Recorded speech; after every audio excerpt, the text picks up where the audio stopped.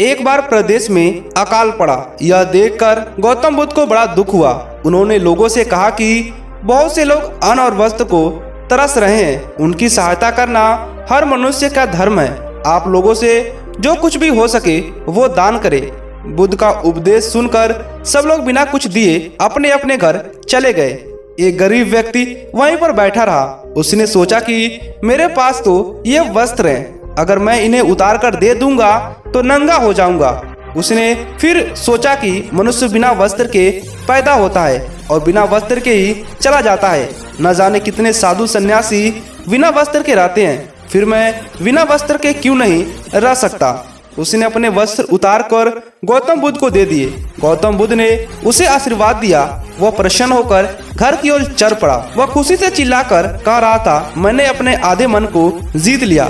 तभी सामने से राजा की सवारी आ रही थी। उस गरीब की बातें सुनकर राजा ने उसे अपने पास बुलाया और पूछा कि तुमने आधे मन को कैसे जीता।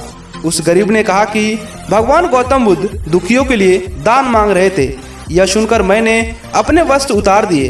पहले तो मैंने इनकार किया, फिर मैंने अपने मन को समझाया कि मनुष्य बिना वस्त्र के पैदा होता है और मृत्यु होने के बाद भी वो कुछ नहीं ले जाता। राजा उसकी बातें सुनकर बड़ा प्रसन्न हुए। उसने मोतियों का हार और कीमती वस्त्र उस व्यक्ति को दे दिया। उसने सब कुछ ले जाकर गौतम बुद्ध के चरणों पे रख दिया। बुद्ध ने उसे हृदय से लगाते हुए कहा, जो दूसरे के लिए अपना सब कुछ देता है उसकी बराबरी कोई नहीं कर सकता।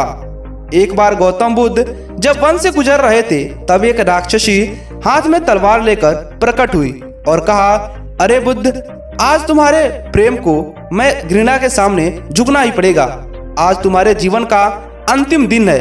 बुद्ध ने मुस्कुराते हुए कहा, मैं घृणा, उपवास और देश के आगे नतमस्तक नहीं होऊंगा। मैं निंद्रा, प्रशंसा अथवा उपवास किसी से भी प्रभावित नहीं होता।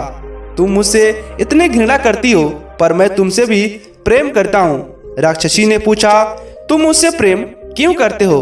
बुद्ध बोले, मैं तुम में माँ का रूप देख रहा हूँ और माँ तो प्रेम का रूप होती है, उसमें हिंसा तो हो ही नहीं सकती। इतना सुनते ही राक्षसी के हाथ से तलवार गिर पड़ी। हे बुद्ध, तुम धन्य हो। इतना कहते ही वह देवी में बदल गई और अंतर ध्यान हो गई।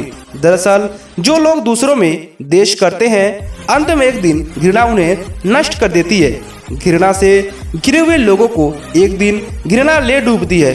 प्रेम सत्य के अवधारणा से ढका होता है। सत्य से जुड़ा हुआ व्यक्ति सदैव आनंद में जीता है। सत्य को केवल अपने तक सीमित मत रखो, उसे अपने कर्मों में ढालना होगा। सत्य रूपी खुशबू गुलाब के कर्म की तरह है। कर्म को प्रेम और सत्य से डुबो कर रखो। प्रेम और सत्य मनुष्य को विकास की ओर ले जाते हैं। ध्यान रहे कि ये दोनों मार्ग ईश्वर की ओर जाते हैं। इस मार्ग पर चलने वाला सहज में ही आनंद और शांति को पा जाता है। गौतम बुद्ध ने कहा है कि किसी के प्रति देश और ईर्ष्या की भावना से अपने मन में न रखो, क्योंकि ये जो ईर्ष्या के मन है वो तुम्हें डुबो देगा और अंत में तुम्हारा अंत हो जाएगा।